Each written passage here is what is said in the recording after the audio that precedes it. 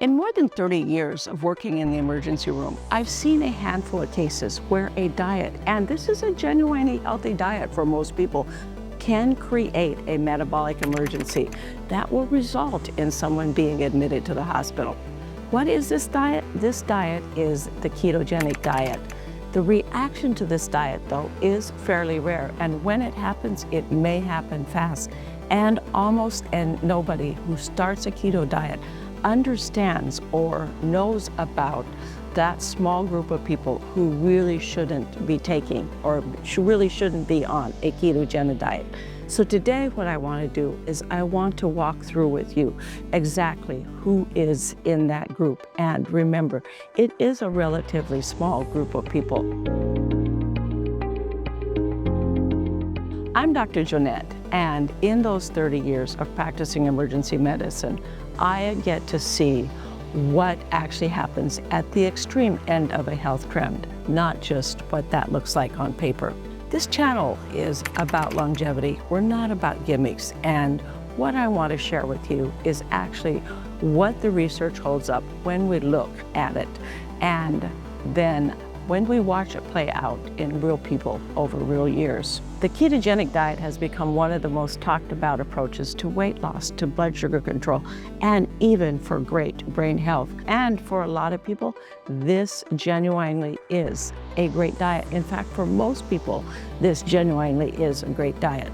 I heard from a number of my subscribers recently that you had been unsubscribed. If you're subscribed to this channel, will you take a moment and double check to make sure that you are still subscribed?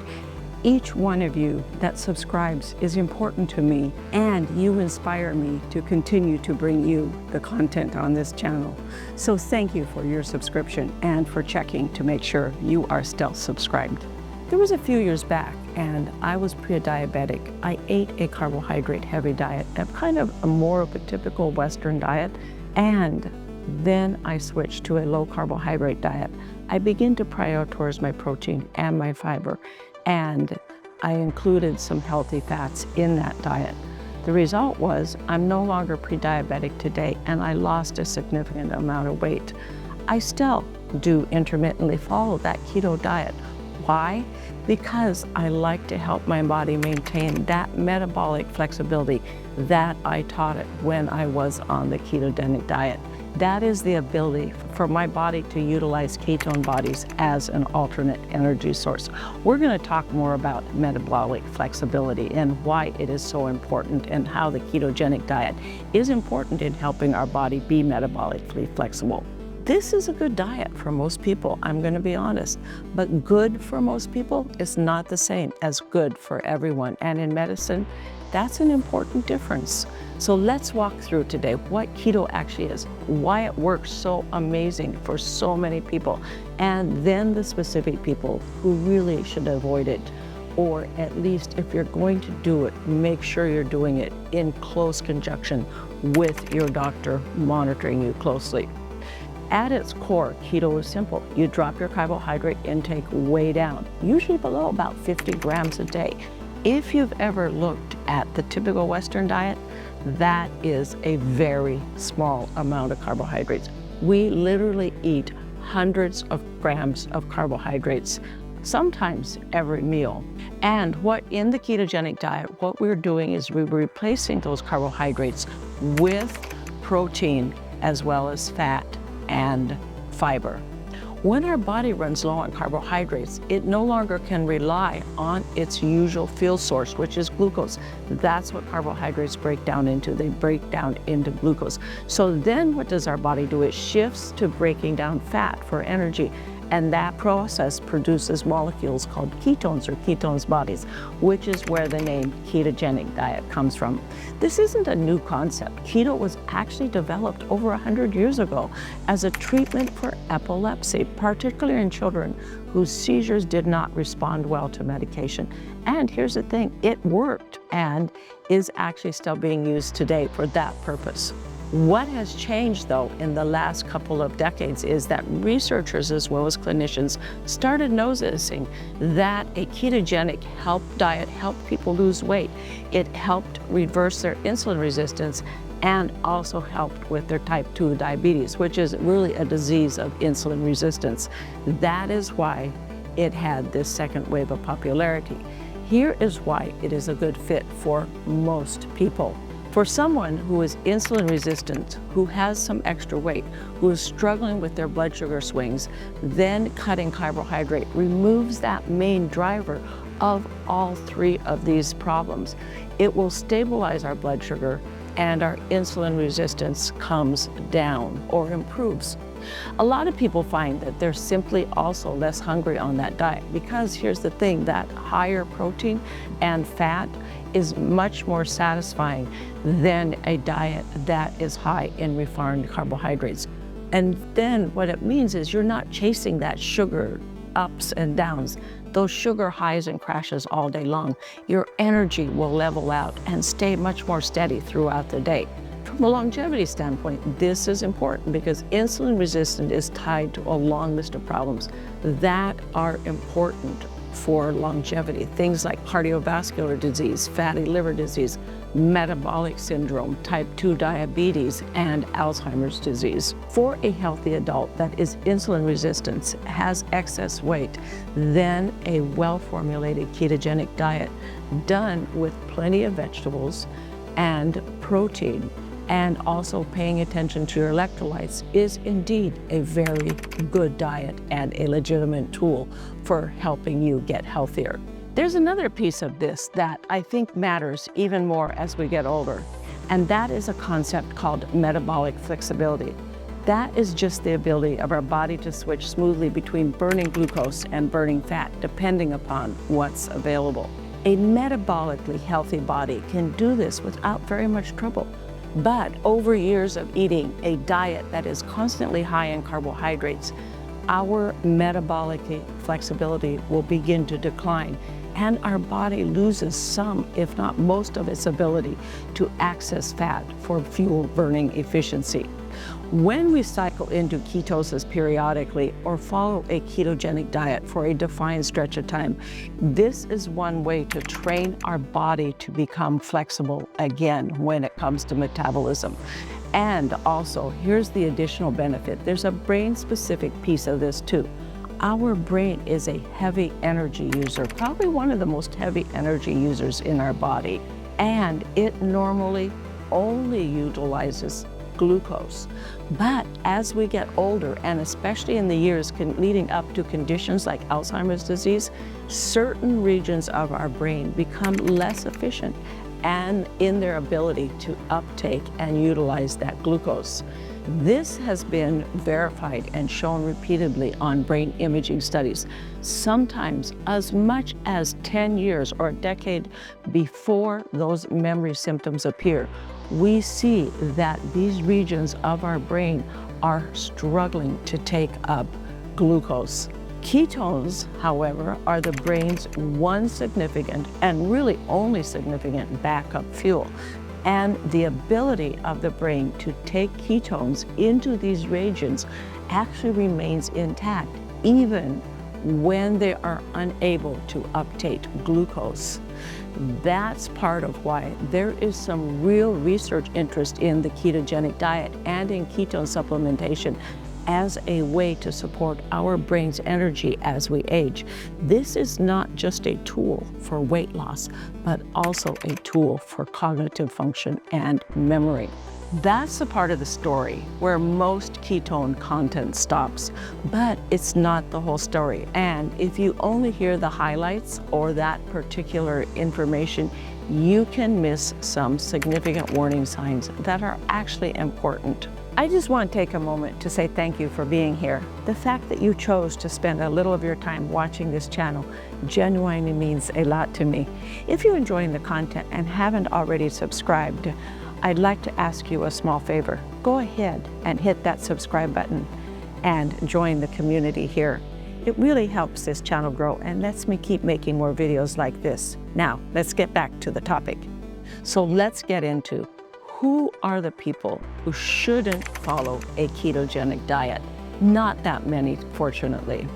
But number one is people with certain rare inherited metabolic disorders. This is probably the smallest group and also the most serious. There are a handful of inherited conditions where the body genuinely cannot process fat for fuel, and that is what the ketogenic diet requires. Problems with fatty acid oxidation, carnitine transport, or an enzyme called pyruvate carboxylase. These are usually picked up in childhood, though, through newborn screening. But if there's ever been a diagnosis like this in you or someone close to you in your family, keto is not just one unwise, it could actually be dangerous and even life-threatening. This is one of the few true absolute no-nos in medicine, and it's backed consistently across the research on ketogenic diet safety. The second category of people who should not be utilizing or using a ketogenic diet is people who are pregnant or breastfeeding. Your growing baby has real carbohydrate needs, particularly for brain development, and severe carbohydrate restriction during pregnancy hasn't been shown to be safe. This simply isn't good. There simply isn't any good evidence that supports a ketogenic diet in pregnancy. And it does show there are many potential downsides, like impaired fetal growth. It just isn't worth theoretical upside. So save it for another season of life. Number 3 is if you have a history of disordered eating, bulimia, or anorexia, any diet with strict rules and an in or out of ketosis mentality can become a trigger for someone with a past eating disorder. This isn't about willpower, it's about how a rigid food structure can reactivate your old patterns. If that's part of your history, then this particular diet approach does carry some significant risks, and there probably are more than the benefits. And remember, there are other paths to metabolic health that don't require this degree of rigidity. Number 4 is people on specific diabetic medications, especially medications called the SGLT2, sodium glucose cotransporter inhibitors. These medications would be included in medications like Jardiance and Fasica. They work by having the kidneys clear out extra sugar through the urine. This is a group that I'm going to spend a bit of time on because it is the one that I have seen firsthand. However, it is important to note that this is not very common. Here's the problem with this particular group and these medications. When someone is on these medications and then they also cut their carbohydrates way down, those two effects they basically stack one on top of the other, and your body begins to produce a massive amount of ketones for fuel, and your blood sugar will look completely normal. So the usual warning sign of diabetic ketoacidosis, which is high blood sugar, that warning sign is missing. It's called euglycemic diabetic ketoacidosis, and this is a genuine emergency. In the 30 years that I've been practicing medicine, I've only seen this a few times, probably less than a dozen. So I want to be honest that this is indeed fairly rare, but it has also been well documented in the medical literature and described in multiple published case reports. And everyone I've personally seen followed the same pattern. Someone is on this medication. They decided to start a ketogenic diet without talking to their doctor first. If you're on this type of medication, or really any type of diabetic medication, this is not a diet to start on your own. You want to have a conversation with your doctor first and develop with your doctor a plan for adjusting your medication in a safe manner. Number 5, who shouldn't be on it? Someone with a history of pancreatitis, advanced liver or kidney disease, gallbladder disease, or familial hypercholesterolemia. Each of these conditions changes how your body handles a high-fat intake diet. When you have a high-fat intake diet, it can aggravate these conditions such as pancreatitis.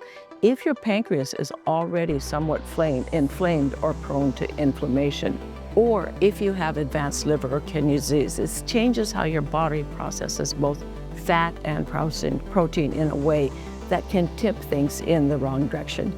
Or if you've had your gallbladder removed or have gallstones, a very high fat intake can then provoke a gallbladder attack and pain and complications. If you also carry a genetic form of a type of very high cholesterol, a diet that is rich in fat does need to be watched very closely, because what it can do is push those numbers even higher.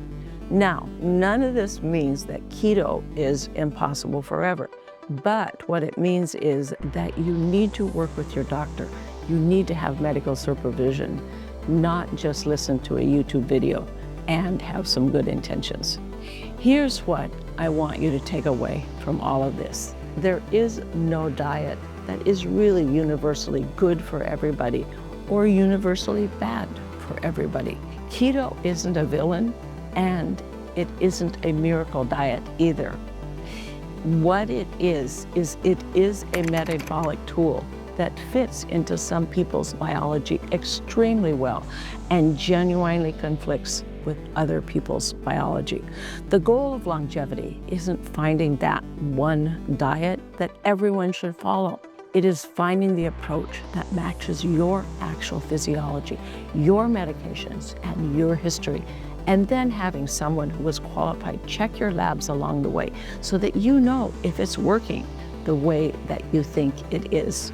If you're healthy and you don't take medications that interact with it, and you approach it with real food and attention to your nutrients, keto can be a great option.